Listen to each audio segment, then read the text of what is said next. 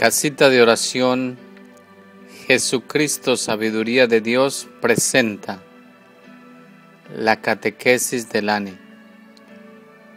Apostolado de la nueva evangelización.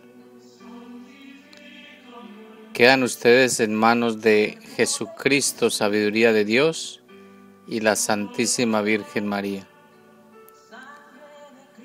Proclamación del Santo Evangelio según San Marcos 1, 14, 20.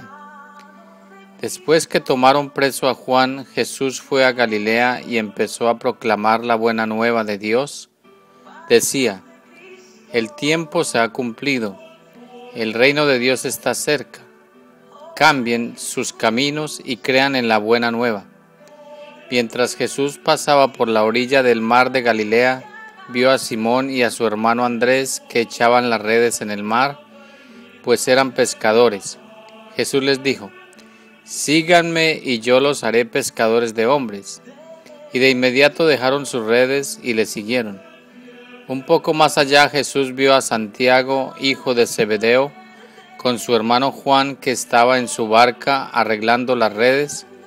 Jesús también los llamó, y ellos, dejando a su padre Zebedeo en la barca con los ayudantes, los siguieron. Esta es palabra de Dios. Te alabamos, Señor. Referencias para la mejor comprensión del Evangelio. Como vemos, el Evangelio de esta semana es breve, pero particularmente sustancioso.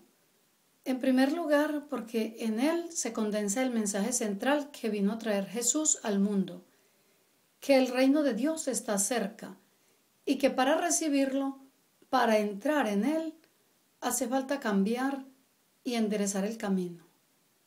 Es cierto que el mensaje que transmitió Juan el Bautista era el mismo, y en verdad fueron muchos los profetas que lo dijeron antes, pero ahora venía el mismo Dios a decírnoslo y a enseñarnos el camino con su propia vida, con su muerte y su resurrección. Por eso nos dice: crean en la buena nueva. La buena nueva es Él, el Evangelio en persona. El reino de Dios está cerca. El hombre de hoy tiene que preguntarse necesariamente varias cosas. ¿Qué tan cerca está? ¿Cerca de qué? ¿Cerca de quién? Y para empezar, ¿qué es el reino de Dios? Es necesario comenzar por aclarar qué es el reino de Dios. El reino de Dios es el imperio de la justicia, del bienestar en todas sus formas, de la paz y sobre todo del amor. Es el triunfo de la verdad y del bien. Es por eso que el ser humano debe cambiar para acoger ese reino y para entrar en él. En rigor, más bien, lo que se necesita es que ese reino penetre en cada uno, lo atraviese, lo sacuda y termine de transformarlo. Si prestamos la debida atención a ambos textos, el Evangelio de la semana anterior y el de esta, notaremos que no son en absoluto incompatibles, como en principio se podría pensar. Es decir, que no necesariamente son dos versiones distintas sobre un mismo hecho, pues más bien pareciera ser que se trata de dos encuentros distintos. El caso es que el Evangelio de la semana pasada nos decía que los discípulos vieron dónde vivía Jesús y se quedaron con él aquel día. Pero eso no quiere decir que se hubieran quedado junto a él desde aquel día y de allí en adelante. La historia personal de muchos santos nos demuestra que a menudo los grandes procesos de conversión tienen una segunda llamada, una segunda vocación, que es definitiva, radical, y que es a partir de ella que los frutos de vida apostólica maduran y se cosechan. El Evangelio de hoy nos muestra, a través de los detalles, esa radicalidad de lo que quizás haya sido el segundo paso para estos 4 discípulos. Nos dice que Simón y Andrés estaban echando sus redes al mar y que al ser llamados por Jesús, de inmediato dejaron sus redes y le siguieron, y que los hijos de Zebedeo dejaron a su padre ahí mismo y se fueron con el Señor. Es posible que esa radicalidad nos asuste, nos parezca quizás violenta, pero es un hecho innegable que quienes la asumieron no solo se ganaron la vida eterna, sino que también fueron felices en esta tierra, pues comenzaron a vivir aquí y ahora las maravillas del reino. Tenemos muchos motivos para pensar que el Señor nos está llamando a todos los miembros del ANE a vivir esa radicalidad, a dar ese segundo paso, a decidirnos de una vez por todas por el seguimiento de Cristo y el camino de la santidad. Sabemos que Él, su iglesia y la humanidad toda lo necesitan.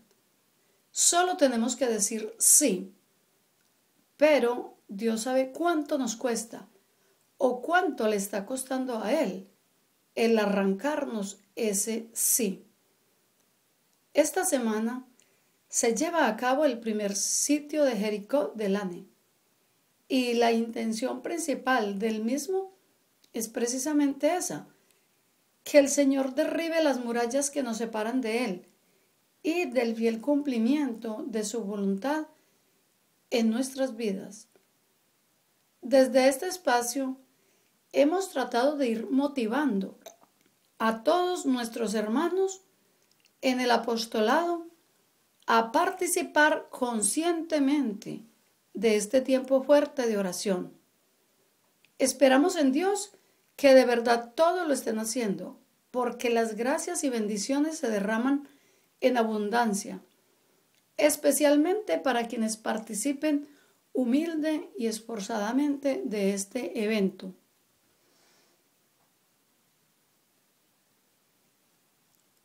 Nuestra principal necesidad es espiritual. Necesitamos transformarnos, santificarnos, porque si crecemos en santidad, todo será felicidad y paz, aunque sigamos materialmente carenciados.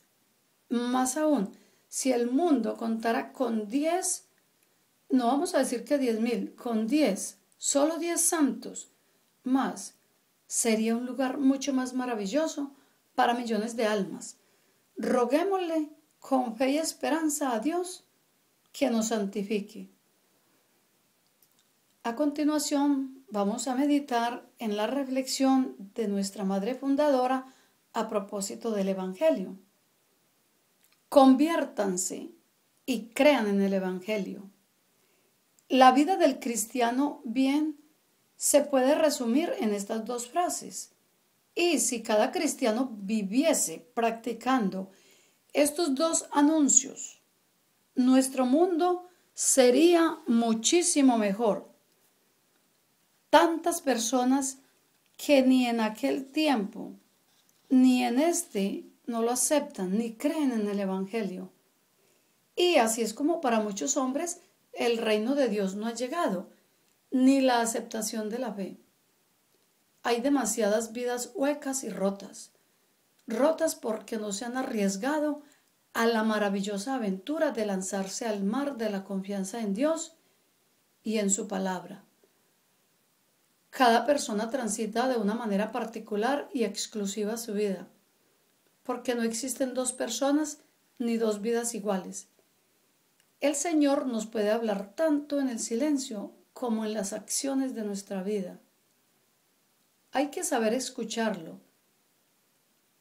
Por eso es que un ser humano siempre está a tiempo para revisar su camino, para rectificar los senderos que ha transitado. Así como Jesús invitó a Simón y Andrés, marcándoles una misión muchísimo más noble, mucho más noble en la que su espíritu encontraría felicidad al ser pescadores de hombres, es decir, hacedores, constructores de hombres. De la misma manera, el Señor nos llama y nos emplaza a la felicidad verdadera, a la salvación, porque así es el Evangelio. Es siempre una invitación, no una imposición, porque nadie puede elegir la felicidad del otro. No podemos obligar a nuestro prójimo a que se salve. Cuando el Señor te invita a seguirle y a llevarle su cruz, te propone que cierres el telón de la comedia de tu vida, del sueño de tu vida, para entregarte realmente a Él. No entregas tu vida a una causa, no entregas tu vida a una causa o a un sistema o a una ideología, sino a una persona, a Jesús. El verdadero amor de Cristo también supone que no te encierres en los dones o talentos que el mismo Dios te ha concedido, guardándolos celosamente para ti o utilizándolos para disfrutarlos tú solo. Considero que es una forma de pecado contra el Espíritu Santo, que fue quien te los dio, porque si en lugar de hacer de ellos medios de relación con el Padre y a los demás, los haces servir para tu propio fin, no asumes que todo te llega de Dios. En cambio, si asumes todo el orden natural, todas tus aspiraciones y las superas para entregarte a Jesús, aceptando el ser invadido por la gracia de su divinidad, renuncias a tener ideas propias sobre el caso y aceptas con gratitud lo inesperado de parte del Señor. Es que se está dando una verdadera conversión, que supone un cambio total de ti mismo. Es al Señor a quien le toca purificarte de las cosas que te ataban. Te purifica de tu tendencia a disponer de tus legítimas posesiones, de las cosas y de las personas. A todos nos es necesario cargar con la cruz de cada día. Es necesario ese conjunto de purificaciones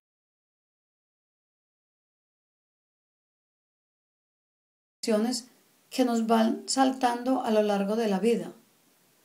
Pero debemos tener cuidado de no fabricarnos una cruz en nuestro taller personal, sino dejarle a Jesús que nos cargue con su cruz. Ánimo hermano, ánimo hermana, aceptando así el perder tu vida, la salvarás. Solo poseemos aquello a lo que renunciamos. Preguntas para orientar esta reflexión. ¿Cómo respondo yo a la invitación de Jesús de convertirme más profundamente y de creer en el Evangelio? ¿Creo en él hasta el punto de que sea la norma fundamental de mi vida?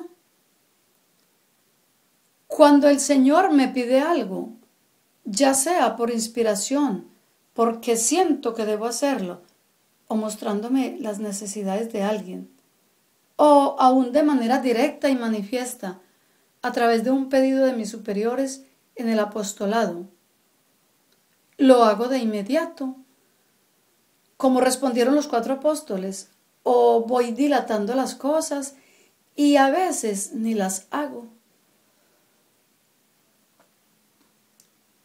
Jesús nos invita a ser pescadores de hombres en el apostolado. ¿Cómo estoy respondiendo yo a esa invitación? Dejé atrás para siempre mis apegos, para seguir a Jesús, o los oculto en algún rincón de mi corazón para desenterrarlos de vez en cuando. Hasta aquí las preguntas de reflexión. A continuación vamos a mirar las concordancias del Evangelio con el Catecismo de la Iglesia Católica. El canon 1427 nos dice: Jesús llama a la conversión. El bautismo es el lugar principal de la conversión primera y fundamental. Por la fe en la buena nueva, y por el bautismo se renuncia al mal y se alcanza la salvación, es decir, la remisión de todos los pecados y el don de la vida nueva. En el Canon 1432 nos recuerda: el corazón del hombre es rudo y endurecido. Es preciso que Dios dé al hombre un corazón nuevo. La conversión es primeramente una obra de la gracia de Dios que hace volver a Él, a nuestros corazones. En el Canon 1489 nos recuerda volver a la comunión con Dios después de haberla perdido por el pecado. Es un movimiento que nace de la gracia de Dios, rico en misericordia y deseoso de la salvación de los hombres. Es preciso pedir este don precioso para sí mismo y para los demás. Y en el Canon 2584, en el cara a cara con Dios, los profetas extraen luz y fuerza para su misión. Su oración no es una huida del mundo infiel, sino una escucha de la palabra de Dios. Y por último, el Canon 1458 nos dice, sin ser estrictamente necesaria, la confesión de los pecados veniales, sin embargo, se recomienda vivamente por la Iglesia. En efecto, la confesión habitual de los pecados veniales ayuda a formar la conciencia, a luchar contra las malas inclinaciones y a dejarse curar por Cristo, a progresar en la vida del Espíritu cuando se recibe con frecuencia, mediante este sacramento, el don de la misericordia del Padre. El creyente se ve impulsado a ser él también misericordioso. El que confiesa sus pecados actúa ya con Dios. Dios acusa tus pecados si tú también te acusas. Te unes a Dios. El hombre y el pecador son, por así decirlo, dos realidades. Cuando oyes hablar del hombre, es Dios quien lo ha hecho. Cuando oyes hablar del pecador, es el hombre mismo quien lo ha hecho. Y a continuación vamos a meditar sobre reflexionando con la Gran Cruzada. Nuestro Señor Jesucristo nos dice: yo, el Señor del universo, no niego a nadie mi misericordia, aunque viva en el lugar más remoto de mi imperio. Yo los conozco a todos, conozco cada uno de los secretos de su corazón. Entonces, no te sorprenda que mucha gente oiga palabras de misericordia. En verdad te digo que si no se convierten, experimentarán el rigor de la justicia. Cumplida mi vida en parte de lo que debía hacer en unión con Juan, se dirigió a los nuevos Andrés, Pedro, Santiago, Juan y los otros. No quise conmigo en la intimidad a los que estaban contaminados con el espíritu de la sinagoga, porque debía hacer todo por fuera de ella. ¿Qué ayuda podía tener de tantos orgullosos? Comencé a obrar justamente donde la sencillez era la norma, rehuyendo siempre las almas de los soberbios. Para pescar a los hombres no se requiere tanto ser cultos cuanto ser mis amantes. Y es muy cierto que los mayores obstáculos a la expansión de mi reino están donde mayor es la cultura, acompañada o no de mi gracia. Feliz Pedro, feliz Andrés y todos mis santos apóstoles. Felices porque conocieron la ciencia divina, ignorando la humana. Y si bien yo no condeno el ejercicio de la mente, cuando está dedicada a una buena causa intelectual, me duele que usen aquel don para muchas veces desmenuzar mi obra y ridiculizar mi iglesia. Mis amados apóstoles, todos me fueron amados. A todos los amé y a todos los amo todavía, aun cuando ahora uno de ellos continúa odiándome en brazos de Satanás. Por eso, durante mi vida mortal, oré mucho por ellos, velé sobre sus almas, los instruí como una madre instruye a sus pequeños. Felices los que saben imitarlos. ¿Qué quieren ser instruidos por mí? Que no rehúsan mi amor, que dejan sus cosas para seguirme. Felices porque me encontrarán a mí lleno de comprensión, de atención y de alegría. Tendré que contentarme con seguidores tibios, almas desalentadas y pocos, muy pocos que crean en mis grandes ansias de bien para ustedes. Al hablar de mis apóstoles de entonces, pienso en ustedes los presentes. A todos se les ha concedido tener parte conmigo, puesto que en cada uno de los 12 veía la multitud que los habrá de seguir, y por lo mismo amaba a los que había elegido con predilección infinita. A continuación, vamos a recordar que la virtud del mes es la fortaleza, que en el canon 1837 se nos recuerda que la fortaleza asegura en las dificultades la firmeza y la constancia en la práctica del bien. Y en la Gran Cruzada nos dice al respecto: la primera y más esencial virtud es el amor. Donde él reina, florecen todas las otras virtudes, porque de él esperan alimento continuo la castidad, la humildad, la fortaleza, la justicia, etc. Sería bueno cultivar la planta más grande para tener las otras pequeñas plantas. En cambio, cultivar las pequeñas y olvidar la grande es un error craso. Y para ir terminando nuestra casita de oración, vamos a recordarnos cuáles son los propósitos semanales con el Evangelio. Con el Evangelio tenemos esta semana: cuidaré con esmero mi testimonio personal de vida, para que sea un ejemplo de conversión en mi familia y en mi comunidad. Y con la virtud del mes, que es la fortaleza, ofreceré al Señor todos mis trabajos de cada día, y en particular los del apostolado, pidiéndole que me dé fortaleza ante las tentaciones de hacerlos mal o abandonarlos a medio camino. Sigamos, hermanos y hermanas, unidos en la oración. Oremos por nuestra madre fundadora, la señora Catalina Rivas, y el padre Renzo. Les saludamos con fraternal afecto de siempre. Recibamos la bendición de nuestro Señor Jesucristo, en el nombre del Padre, del Hijo y del Espíritu Santo. Amén.